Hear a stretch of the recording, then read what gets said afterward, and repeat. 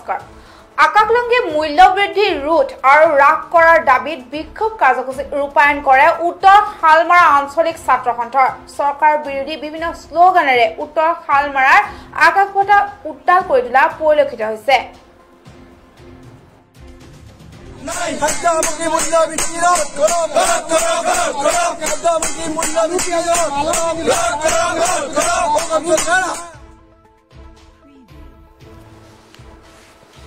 আকাশলংঘী মূল্য বৃদ্ধি ৰোধ আৰু হ্ৰাস কৰাৰ দাবীত বিক্ষোভ কাৰ্যসূচী ৰূপায়ণ কৰে উত্তৰ শালমাৰাৰ আঞ্চলিক ছাত্ৰ সন্থাই অসমৰ অত্যাৱশ্যকীয় সামগ্ৰী অস্বাভাৱিক মূল্য বৃদ্ধি প্ৰতিবাদত বঙাইগাঁও জিলাৰ উত্তৰ শালমাৰাত বিক্ষোভ প্ৰদৰ্শন কৰে উত্তৰ শালমাৰা আঞ্চলিক ছাত্ৰ সন্থাই। উত্তৰ শালমাৰা আঞ্চলিক ছাত্ৰ সন্থাৰ কৰ্মকৰ্তাই আলু পিয়াজৰ মালা পিন্ধি বিক্ষোভ কাৰ্যসূচী ৰূপায়ণ কৰে। যোগান মন্ত্ৰী ফণীভূষণ চৌধুৰীয়ে অত্যাৱশ্যকীয় সামগ্ৰীৰ আকাশলংঘী মূল্য ৰোধ কৰাত সম্পূৰ্ণৰূপে ব্যৰ্থ হৈছে। বিজেপি চৰকাৰখনে মূল্য বৃদ্ধিৰ ক্ষেত্ৰত একো ব্যৱস্থা ল'ব পৰা নাই বুলি অভিযোগ উত্থাপিত কৰে আছুৱে।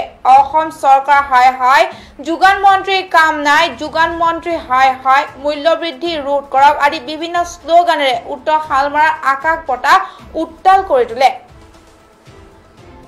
অসমৰ বজাৰত জুই লাগিছে।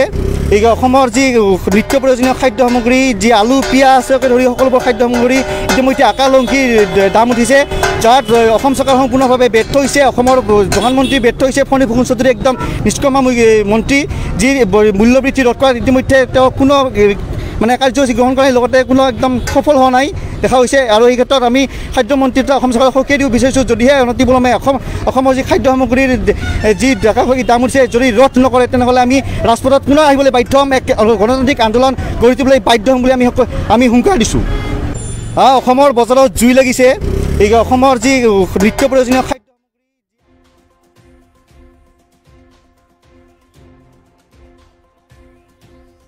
এই খবৰটোৰ সৈতে ষ্টুডিঅ'ৰ পৰা বিদায় লৈছোঁ। চাই থাকিব প্ৰতিটো মুহূৰ্তৰ খবৰ বাবে PI নিউজ। ধন্যবাদ।